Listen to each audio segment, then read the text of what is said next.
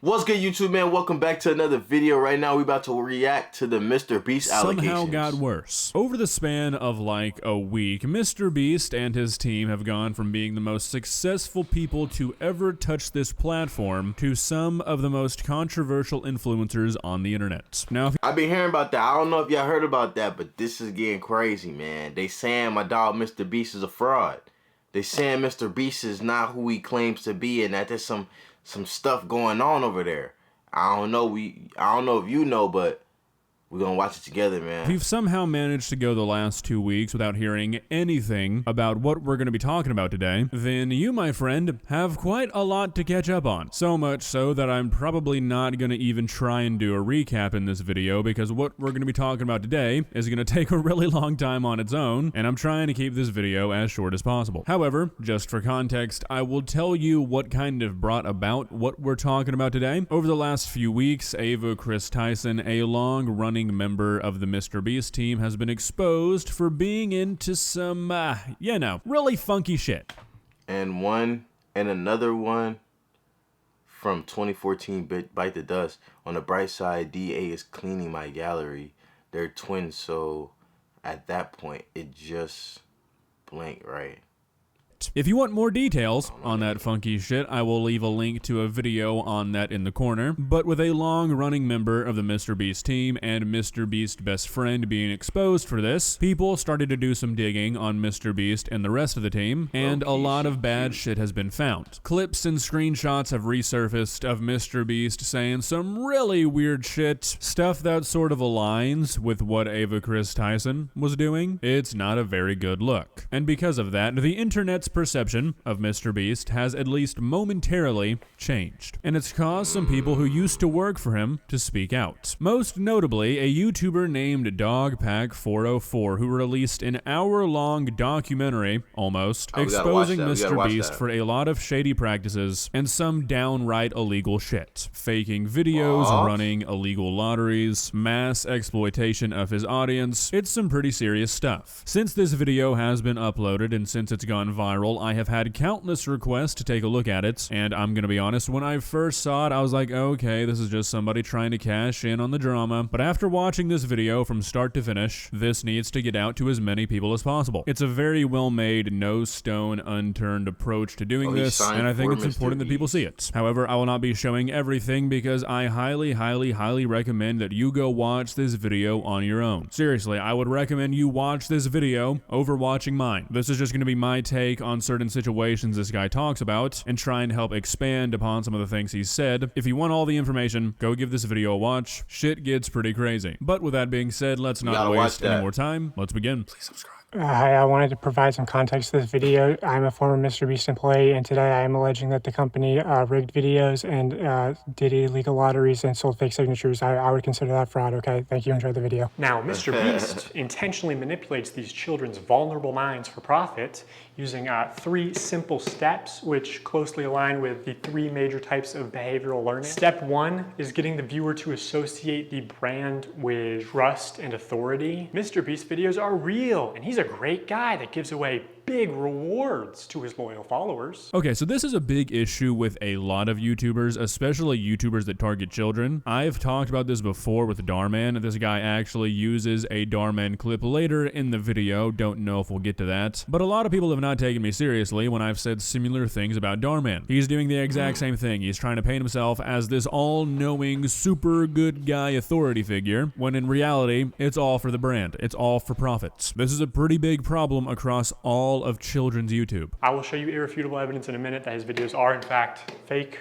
Step 2 is showing viewers that when people interact with MrBEAST in a way that benefits MrBEAST, when they do what he tells them to do, they win big rewards. Is he subscribed? You are subscribed. Here's some money. Have a good day. Some of them feel like I just walk around with $1,000. It's like, oh, thanks for watching my videos. Hit that subscribe button because you might bump into me in real life and it might make you a lot of money. When people are devout followers of MrBEAST, they get rewarded. And step 3 is finally calling on the viewer to act in some way that benefits the brand, promising big rewards in return. Now it's your turn to do what MrBEAST tells you and you will win big rewards. But you actually won't unless you're famous or a friend. Hey Beast fam, just sending out my monthly reminder that we are actively taking new applicants for consistent, so send sent to friends and family. We are putting a big focus on replenishing our local database. Let me know who applies right here through Slack and message me if any questions. Friends or family of a MrBEAST employee. So young impressionable viewers are made to believe that MrBEAST is a trusted authority who can give them big rewards. These young viewers are explicitly believe that MrBEAST is a trusted Subscribe right now or slap your mom. Never get in the car with strangers. Me, but it's MrBEAST. Authority who can give them big rewards. These young viewers are explicitly shown that dedicated followers or random subscribers like themselves are winning big rewards when they do what MrBEAST tells them. These young viewers are explicitly told repeatedly that if they subscribe, if they buy products or act in some way that benefits the brand, they will win big rewards. Trust MrBEAST, watch him help others, contribute to his cause, and one day he'll help you too. That's the formula. Okay, so this is something that a lot of big YouTubers have been taking advantage of for a pretty long time, and it's something that I don't understand why YouTube hasn't cracked down on. The call to action is a staple of YouTube. It sounds crazy, I know, but videos where you ask a person to subscribe versus videos where you don't, the amount of subscribers is increased by like 100 times. As a YouTuber, you are shooting yourself in the foot if you don't at least subtly ask for likes or ask for subscriptions. However, the way that MrBEAST does it, and the way that a lot of YouTubers do it, is kind of manipulative. If you have a sibling or a cousin who's like 8 to 12 years old and you have to interact with them frequently, it is hard to explain to a person who does not have to do that how fucking stupid kids are these days. Like, look, I'm sure I was a pretty stupid kid, but you guys don't understand. When MrBEAST says stuff like subscribe for a Lamborghini or subscribe for $1 million, anything like that, kids are like, oh my god, I'm about to be fucking rich. And this is kind of what this guy is talking about. These kids that watch MrBEAST, they just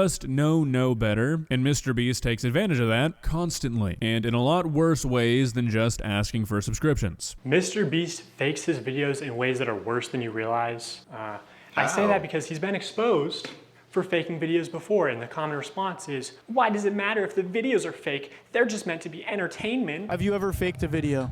No. But this train track is CGI, these bus wheels are CGI, this explosion is fake, this shredder is CGI, this car is digitally lifted, this pit is fake, this guy is fake, this raccoon is a paid actor, this island costs more than $1, this city is not abandoned, these buildings are CGI, but it's not your only way out. You can literally get an Uber to the airport for $20. That's not a lurker. It's just a guy. This whole room is fake. This contestant is an actor and a secret employee at MrBEAST. They had him dive through this fake door twice. This line is scripted. This action is scripted. In fact, pretty much all the videos with Mac are scripted. Okay, so I will be the first one to admit, when the whole Rosanna Pansino thing came out, I think that's her name, I was of the opinion of, oh my god, who the fuck thought that MrBEAST videos were real? Obviously they're fake, they're YouTube videos, they're for entertainment, and to be honest, I still hold that opinion. To this day, I cannot imagine anybody older than 12 thinking a MrBEAST video is real, at least in the sense that everything you're seeing on camera happened in the way that it's presented. So this CGI, all of this stuff, it doesn't really bother me. However, like something that I failed to consider when talking about that Rosanna Pansino situation, and something that this video opened my eyes up to, it's not really about whether or not these videos are fake. It's about what MrBEAST is able to do when his audience thinks that everything he does is real. Now, him faking videos is still an issue, and it's something this guy's going to talk about later, but I think the perception that faking these videos generates is the core issue. MrBEAST being able to become this figure where he can literally say anything and his audience is going to buy into it, and that allows him to make a fuck ton of money. Okay, so MrBEAST fabricates some contestant dialogue and timers and movements and storylines and uses a bunch of shitty CGI, but who really cares? I mean, the videos are just for entertainment only, right? I mean, it's not like he's ever rigged the results of a challenge. That would be impossible because he films with hundreds of random subscribers, right? Wrong. Let's look at this video. Not only were the results of this video completely scripted, but the contestants are not random subscribers. So many people had jobs. Oh, that contestant had to get out for her job? I guess you forgot she's your hiring manager. I actually recognize a lot of people in this video, including Jimmy's own girlfriend. So yeah, the random subscribers you see in challenges are actually never random. They're almost always local to MrBEAST, and oftentimes friends and family of MrBEAST employees, or just the employees themselves. And when they do pull someone from outside of North Carolina, it's usually somebody who's in the industry, who's camera trained, who has built a following. MrBEAST on his way to donate $500,000 to his rich and famous friends. Hey, anyone I'm friends with watching that wants 10 grand? They are never random subscribers. If you subscribe, you will not win $1 million. Now, this is another aspect of the whole faking video situation that I sort of overlooked. Were the results of any videos rigged? Short-term employee that wants to be anonymous. In 100 Boys vs. Girl, we were told it would be a PR problem if the boys won by a lot. Also, we didn't have enough girls to film, so several MrBEAST employees stepped in for the video, but most had to get out almost immediately. So production was told to get more boys out to make it closer. Also, at the end, when we divided the circles into 10 parts, there was a shift change at the people monitoring the contestants. After that, I noticed no more girls got out, so I think the results were pretty much rigged. In the beginning, because again, I was under the impression that the issue people had were the videos being fake. Like, that was the thing people were upset about. But again, when you're able to extract so much from your audience because they believe that if they do this, or if they jump through this hoop, or if they buy that maybe they'll get to be in a MrBEAST video, when in reality they never had a chance to begin with, that's fucked up. So now that I've explained some of the ways that MrBEAST lies to build trust with his audience, I want to go on to explain how he exploits that trust for profit through running illegal lotteries, selling fake signatures, giving children diabetes, and more. All right, that's a drag. A call to action is simply when you tell the viewer to do something. Saying subscribe is a call to action. Early in his career, MrBEAST found a better version of this where he takes a call to action and he adds positive or negative reinforcement to it. Now, as adults, we can recognize that subscribe for a cookie is a joke. It's not a real offer, but again, MrBEAST's audience is primarily children who may have authorities in their life that actually use sweet treats or video game detentions as forms of reinforcement, and you aren't born understanding sarcasm. Whatever the reason, these reinforced call to actions are more effective than just saying subscribe. Oh, but there's an even much better version. The call to action giveaway. Okay, so this is what I would consider my main takeaway from this video, and it's what I'm going to be focusing on the most. Like I said, I've never really cared that MrBEAST videos are fake. I figured everybody knew that. But it's one thing to fake videos and profit off of those videos because they are entertaining. It's a completely different thing to fake videos and build up a trust with your child audience, and then exploit that trust to manipulate those children and make yourself millions upon millions of dollars through pretty shady methods. So yeah, that's what a call to action giveaway is. At best, they are a way to buy subscribers, but much of the time they are legitimate scams. Either a YouTuber doesn't actually give away a prize, or in the case of these live streams, they are illegal lotteries where the only way to win a prize is by making a purchase. And obviously, I'm not a lawyer, so I'm just going to show you the law and then show you irrefutable evidence of what's being done, and you can make your own conclusions. The FTC defines a lottery as containing 3 elements: a valuable prize, random chance, and consideration, which can be time or effort, but in most cases is just payment.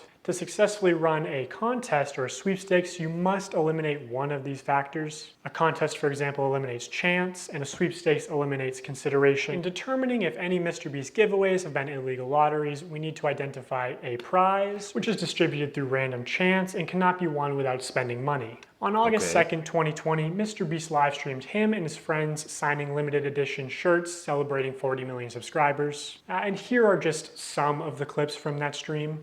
For those of you who are just joining, if you buy one of our limited edition 40 mil special shirts, we're celebrating 40 million subscribers with a really big video, then we will sign that shirt, and some of them will get random prizes like this. In 10 minutes, right, because we gotta give them time to do their cart, we'll give 2 orders $500 each. 5 minutes, someone's getting $3 grand in their order. In 5 minutes, we're gonna do the same thing again. We're gonna put $1,000 in a random order.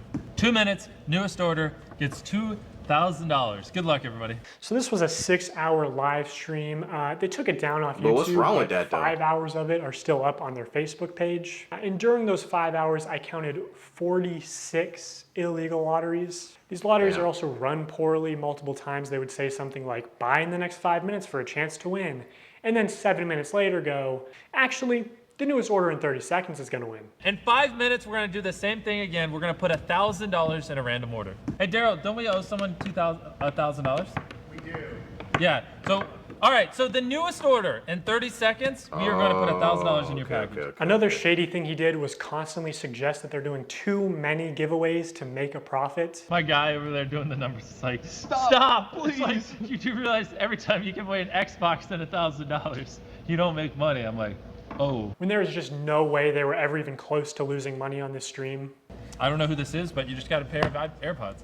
Oh my gosh, we're not making money. Almost everything that someone's bought, we put something Extremely shady sales tactic. Almost everything that someone bought, we put something in their package. in their package. I'm not gonna make money. Odds In of 5 winning a hours, prize. they gave away. Someone's bought, we put something in their package. I'm Odds of winning a prize with purchase is 0.6%. 1 out of every 16. not gonna make money. 1,600. In 5 hours, they gave away about $50,000 worth of stuff and sold over 50,000 t-shirts. Selling these t-shirts at $42 each, profit margin would be about $22. That's a crazy But margin. even if they Oh were my making God. like $1 per shirt, they would still be fine. Also, by my estimates, only 1 in every 1,600 orders actually won a prize. And I guarantee he has real-time analytics on his laptop. He knows they make more money every time he says, "Oh my God, guys, we're giving away so much stuff. We're not even gonna make a profit. Please, don't you want me to make a profit?" Okay, so that was a pretty long clip, but I wanted to let it play out because honestly, and I'm saying this at the risk of kind of sounding stupid, this is one of those things that I just assumed MrBEAST was not doing. I have never, in my entire life, sat down and watched a MrBEAST video from start to finish, other than the few I've talked about. I've never watched a live stream. I really have no idea about the man's social media presence and how he conducts things in these videos. I honestly just kind of assumed, since I never heard anything bad about him when it comes to these giveaways and stuff, that he was just doing what he said he did. However, it appears I was completely wrong. Just watching this clip, watching what was going on in these live streams, I can't believe nobody ever called him out for it. Or, I mean, I guess I can, because the only people watching these live streams were children. And that's why MrBEAST and the whole team felt so confident doing this. I mean, you can't take advantage of most adults like this. Not saying none, because I'm sure some people would fall for it. But this is just so black and white as an adult watching this. Any adult who watches this knows that millions of children would fall for it. And it really begs the question of what kind of person is willing to do this. Like seriously, listening to him do the whole, "Oh no, we're not making any money. How are we doing this? We're giving away so much." It's just like, really, dude? Like, that is the kind of shit that will not work on anybody who has a developed frontal lobe. I mean, there's just really no way around this, and it's kind of uncomfortable. He knew exactly what he was doing. He was taking full advantage of every kid watching his videos, and watching these live streams makes that extremely evident. Now, of course, he has to make money. What he's doing is a business. Whether he fakes the videos or not, they still cost a lot of money to produce, that's without a doubt. But that doesn't excuse using these shady methods to exploit children that seem to a lot of the times cross over the shady threshold and become just fully illegal. And the clip from the live stream we just saw is not even close to the only example of this happening. Like I said, I can't show everything that this video highlights, but a few notable examples. At one point, MrBEAST did a video where for $10 you could put a picture on a rocket, and he said he would send it to the moon. Well, the rocket exploded. It did not make it to the moon, and MrBEAST offered no sort of refund whatsoever to any of the thousands or potentially millions of people who paid $10 to have a picture put on the moon. There was a video titled "Buy This Shirt to Be in a Video," where the rules of how to get into a video from buying a shirt were constantly changing. They did an unboxing stream where after Jimmy received $100 in a letter from a fan, they said they're going to give away packages to whoever buys merch, which really seems like he's trying to make the kids think they're going to win some money if they buy merch. Just a lot of really scummy shit. I got all the Feastable chocolates. Let's try them and rank them 1 to 6. I'm gonna be completely honest. Totally not biased, because if it sells more, I make more money. I'm gonna be honest, and I hope Jimmy is sitting next to me and not getting his feelings hurt. Compare it to Hershey's. It's our Crunch Bar. Okay. This is the one you believe in. Yes. Not crazy, Jimmy. No? No. You don't like Crunch Bars? I do like Crunch Bars, but again, it's too sweet. Let me try this. Maybe these are defective. I Oh do my like God, this tastes good to me. Wait, we're supposed to be ranking them. I rated the first one, so we going completely off of. Oh, we well. going completely off of. We're in too deep. I rate this a 10 out of 10. I give this an 11 out of 10. Keep in mind, only 5 ingredients. Infinitely healthier for you than the normal thing out there. Also my favorite so far. Okay, here's the thing. I didn't realize you were a dark chocolate guy. I'm not a super dark chocolate guy. I do love dark chocolate. I get this a 7.8 out of 10. Okay, I'm starting to understand this, man. we Okay, get a little okay. higher. I'm starting to figure this man out. You're gonna like this one, right? You like salt? I read you as a sea salt guy. I'm gonna get rid of these. I love salt. No, I want to try those. No, you just don't. Trust me. You like. This is You're the a best dark one? chocolate kind of guy. Yes, I can read the room. The room is red. So I wanted to include this interview because watching it was pretty eye-opening for me. It's crazy how much Jimmy tries to fight against Keith's honest review. Oh, you don't like Crunch Bars? Too sweet, this might be defective. Oh my goodness, this is delicious. Oh, so you like dark chocolate more. Oh, you're gonna love this one. You like salt, right? This one's amazing, trust me. I mean, it's like, damn. He would not let him have an opinion without saying something that made it seem like... But it's his company. Like, if you had a t-shirt brand, no, if you had soda company, and I'm like, this soda, you like, this soda good. What you talking about? You know what I'm saying? Like, you try this soda, this one's a little better, bro. You try this soda, like, it's your company. Like, you're supposed to do that. Like the opinion was not valid. He was genuinely just creating his own reality. If Keith didn't like it, he would not let it be the chocolate bar's fault. And he runs these sweepstakes to like bribe children with gambling to consume more sugar. Like, this is far worse than a lottery ticket because a lottery ticket doesn't give you diabetes and only pay out your rich and famous friends. For 30 days straight, we are going to be giving away $10,000 to a lucky customer who scans the QR code on the back of any new Feastable bar. It's just disappointing to see somebody pretend to care about the health epidemic in the US only when it's profitable for them. I know this point isn't going to resonate with a lot of people because of how normalized high calorie and high sugar diets are in America. But like bribing children to get into the habit of consuming excessive amounts of sugar, like $10,000 a day as a giveaway is very deliberate because it's trying to create repeat customers that just buy out of habit. Like doing this, especially when you clearly understand how much of a health risk it is to these kids. Because obviously so much obesity and disease comes from the stuff we eat. It's honestly just f***ing evil to me. And I pushed back against this a lot while I worked at the company. For Halloween this year, Feastables is planning on putting $1 million in a chocolate bar. And they wanted to do a bunch of like scummy marketing and shit. My manager literally said at one point that they wanted to associate buying a Feastables with your dream coming true. So they're pitching ideas like, you know, buy a Feastables, win 10K, buy a Feastables out of a vending machine, and the vending machine just starts spitting out money.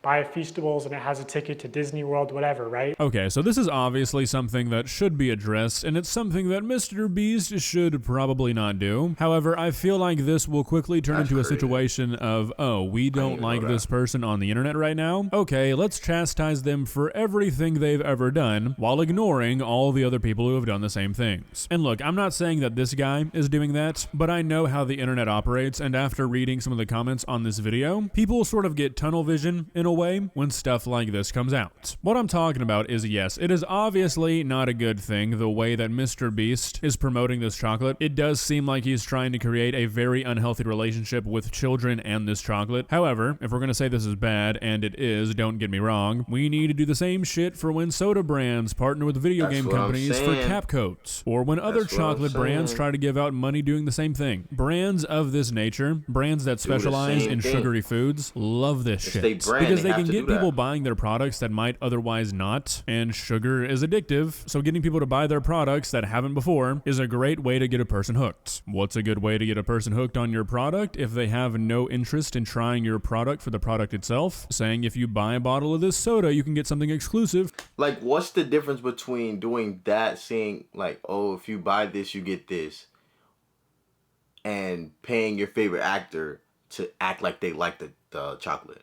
Like, if I pay my favorite actor $10,000 to say, the Feastables is a good bar, you should get you Feastables, what's the difference between saying, get a Feastables, win $10,000?